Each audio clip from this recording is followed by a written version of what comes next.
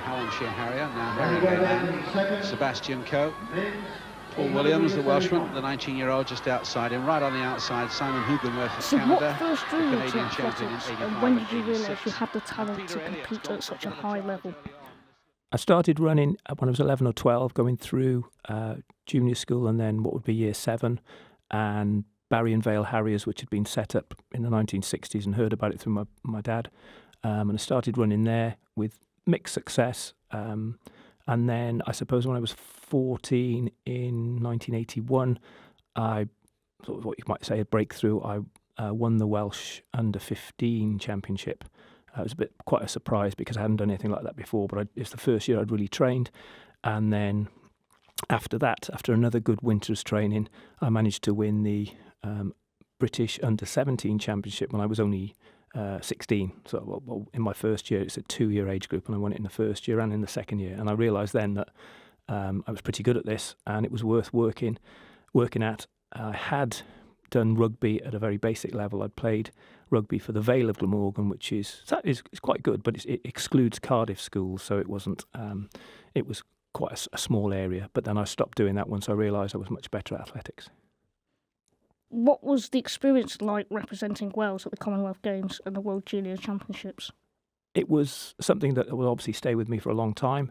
I had worked hard at it. I'd gone to university in 1985. Loughborough was quite a centre for middle distance running, and I'd had a decent year's training.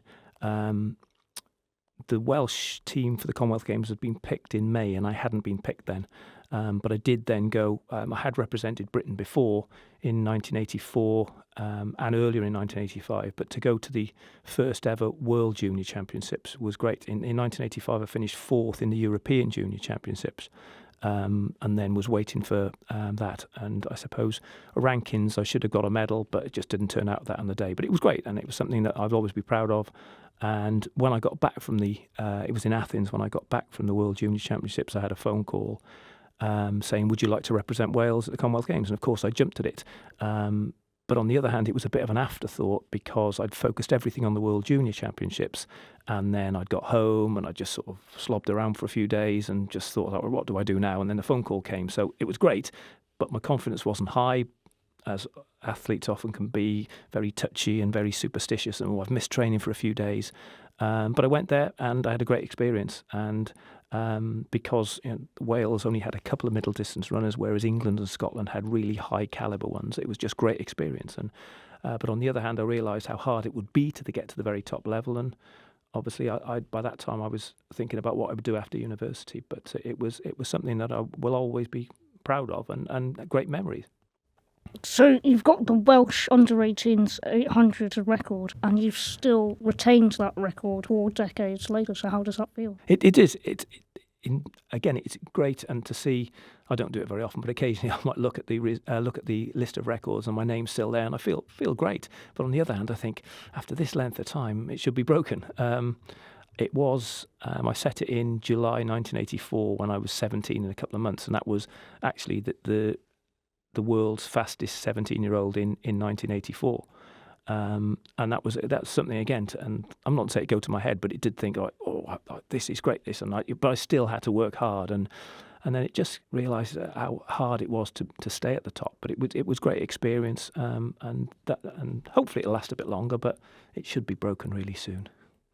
So how come you didn't pursue an Olympic career?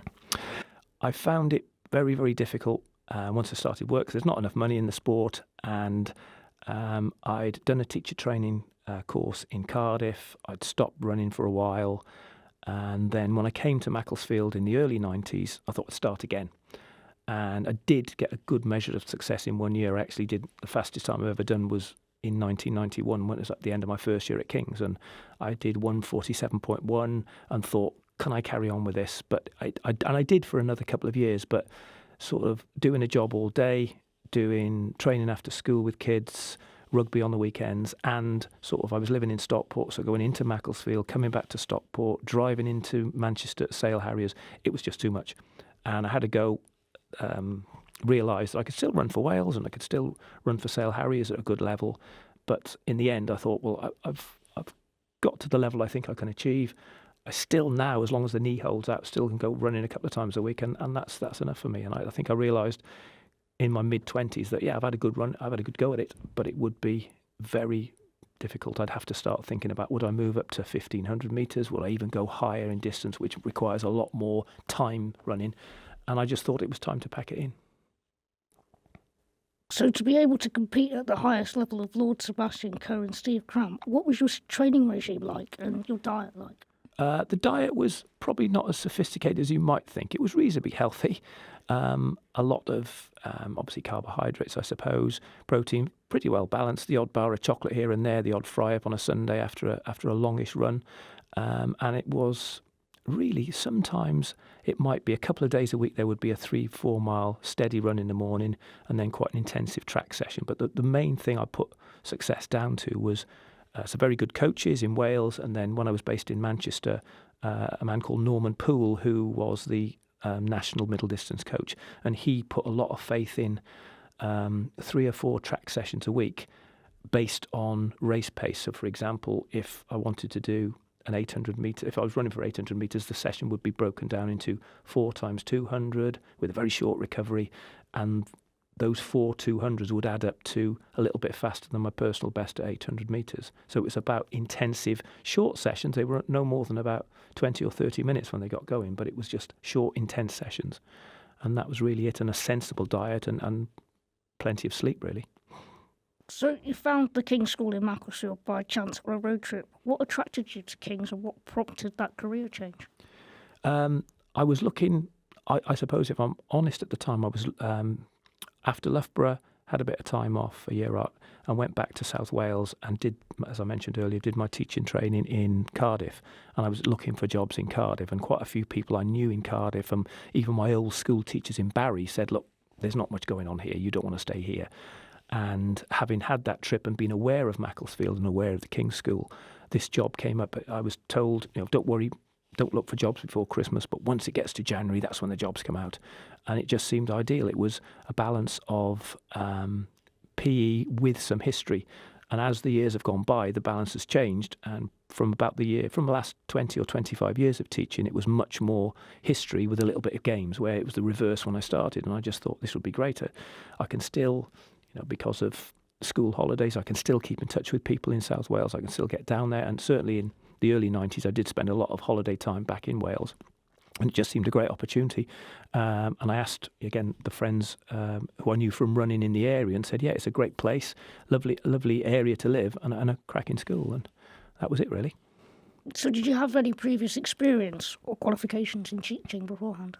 No, I did 3 A-levels in English, economics and history, and something that we did in Wales, which was like an S paper in history, which is like an extension paper. And it was something I was interested in. It was at GCSE level, it was just one of many I did. But when I got to A level and decided to do it, it was a really interesting, inspiring history teacher who just brought it alive to me. And then that's helped me going on from there. And I just thought, yeah, this is what I want to do. So what's the way to do it? You do your degree in history and PE, and then a 1-year course, what's called, well, still done, a PGCE, where you spend time in college and then more and more time in school. And that was that then. So you can go armed with that and apply for jobs and take it from there. So going from the Commonwealth to a classroom in Macclesfield, that's pretty drastic career change. So how has your body coped? I think it's coped quite well, because I had a bit of time off and just relaxed, and then I actually missed the running side of it. So probably from about, I ran in 91, 92, had a while off in 93 and realised that I probably wasn't going to compete anymore. And then from about 1995, I just tend to exercise, not every day, but most days I will either go for a half an hour jog, really it is now, or go and just lift some weights and try and keep my core in condition. I'm just finding I'm getting a bit stiffer and movement's being restricted, and I'm doing more stretching, try and look after that. And that I found that certainly all the way through, right up until I finished teaching earlier this year, that doing some exercise first thing in the morning, because that's the way my body clock is great, and it just settles me, and I've just been calmer. And I find I don't think I was easily provoked, and I think it just tended to relax me, and not always, but hitting a punch bag for 10 minutes is great preparation for the classroom. So how did you personally cope with it? what I liked about just keeping fit and doing exercise is being able to do it first thing in the morning, because I may have done a little jog when I was running seriously. I may have done a little jog in the morning, but I knew there'd always be another session later on. And I did find that became, how can I say, it loomed quite large, because all through the day, whether I'd be teaching or before that, whether I'd be just a student in university, thinking I've got to wait round till 7:30 tonight when I'm going to go around the track, and I know that I'm probably going to feel sick at the end of it. And it's just nice now to go. Obviously, nothing as intense as that, but to be able to get up in the morning, do it, come back, have breakfast, and be done and finished by 8 o'clock and the day ahead. And that's one thing. That's the big change I noticed, was I'm not hanging around thinking I've got to go around the running track and I've got to flog myself around there tonight. So how did your experience in the Commonwealth Games and internationally influence your approach in the classroom and coaching young athletes? I think I'd like to, how can I say, I think I'll get on with people pretty well. When I was representing Wales, I wasn't. I was captain of the cross-country team under 18s and sort of vice captain of the athletics team. Colin Jackson, who you may have heard of, who's on telly, was usually the captain. If Colin wasn't available, it was me. And I just think I got on with people and realised, that people work in different ways. And when you're a captain in that way, some things people need to be, I wouldn't say bullied, but some you need to be stern with. Others you need to be, well, actually, these people need encouragement. These need to be, their confidence to be boosted. And I think it was that dealing with people and also talking to, as I was a young child or a teenager, talking with adults regularly as a representative of your country was good preparation for this classroom, I think, and talking with parents and colleagues. So you've cited role models like Bill Beeson and Reg Davenport. How did they shape your own style and philosophy of tutoring?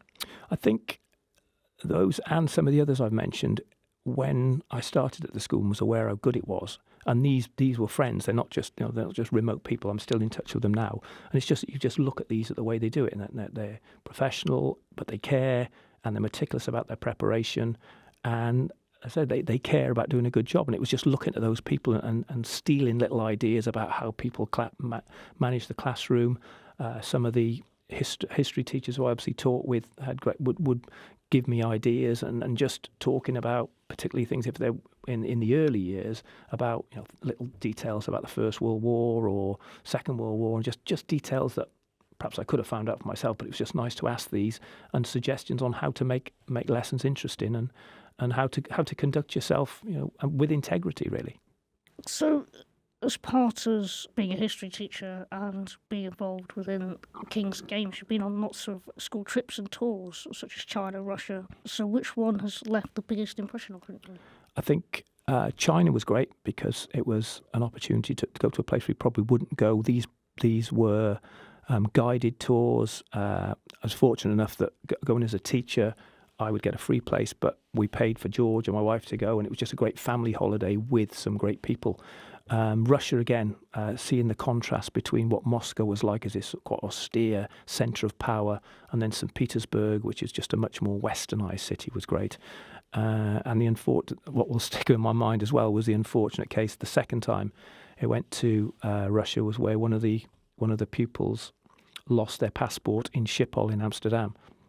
We then got on the plane to Moscow, and they wouldn't let us get off the plane, so I had to then take him back all the rest of the day, and that was something I felt heartily sorry for him because he just made an error, and it spoiled. To say it spoiled his trip is an understatement, but that was something that was sticking in my mind for the wrong reasons, but that they were just great opportunities, and to take pupils away, but also to spend time looking at places that we might have talked about going, but as a family we would never probably have got round to going to.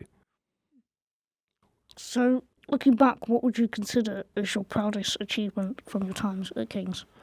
I think obviously the results of A-levels and hopefully and encouraging people to follow this later on, but I think a lot of it was as much being a head of year or more often just a form tutor in just giving guidance on young people on how to conduct themselves and how to deal with it and try and face the challenges that come their way. And it's not getting any easier to be a young person.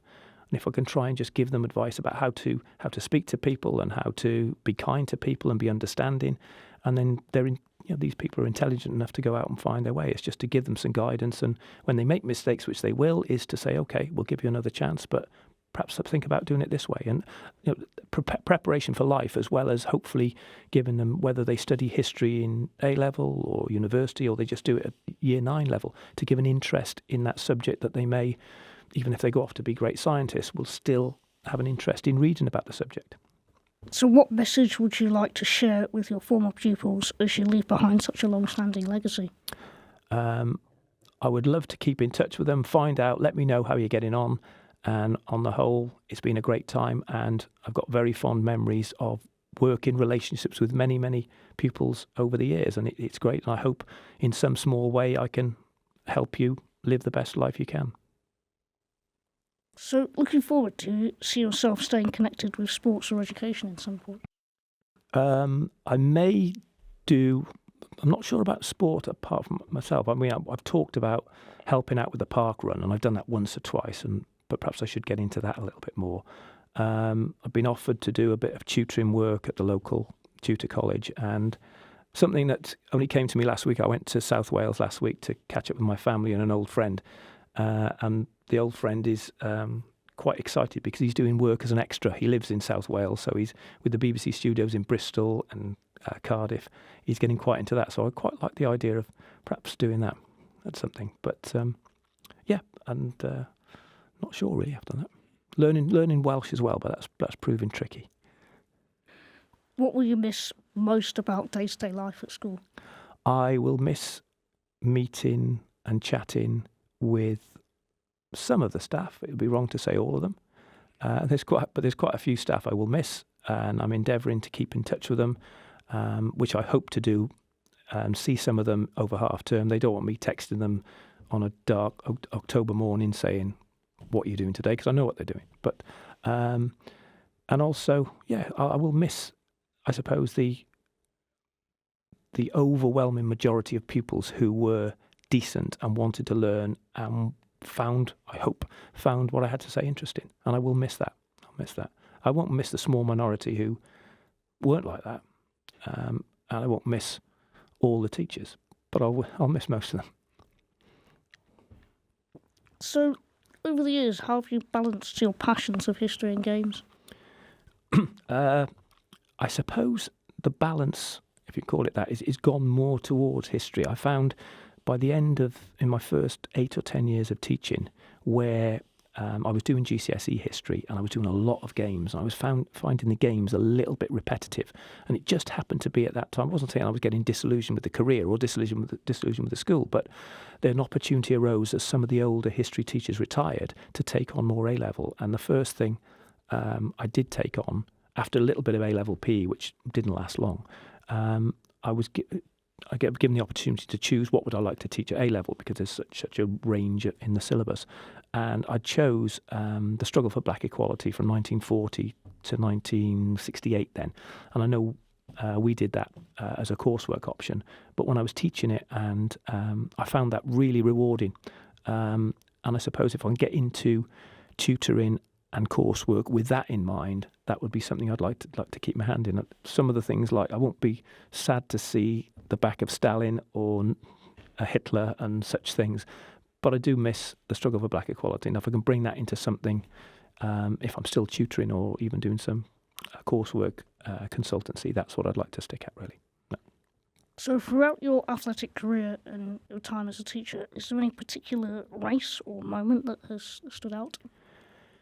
I suppose it was one of the most key races was back in, it would have been 1988, because I hadn't, after the year after the Commonwealth Games, it hadn't gone so well, and I suppose it's just, I was no longer a junior, but I was still a student, and I started training again and won the British Universities title in 1988, I think, and that was quite pleasant because it was a surprise. I hadn't been running well. And I suppose the other one would be, it wasn't when I did particularly well, but I was lucky enough to run in 2 World Cross Country Championships, and I was way down the field, but to see on the start line, and the way the course was, it sort of loops around, so you might be a minute behind the leaders, but you see them because they're the other side of the fence, and seeing Kenyans and mainly Kenyans and Ethiopians looking like they're sprinting, and I'm sort of trying to keep up. That was something that would stick in my mind, even though it wasn't a success, because it was just phenomenal. And I thought, this is great to enjoy, even though I was in a lot of pain and discomfort. It was something I'd look back on fondly, really. Thank you. I think that's all my questions. Thank you. Thank you. Oh, thanks, Julie. It's all right. It's been brilliant. Good. I'm glad you enjoyed it. I'm glad it went well. Thank you.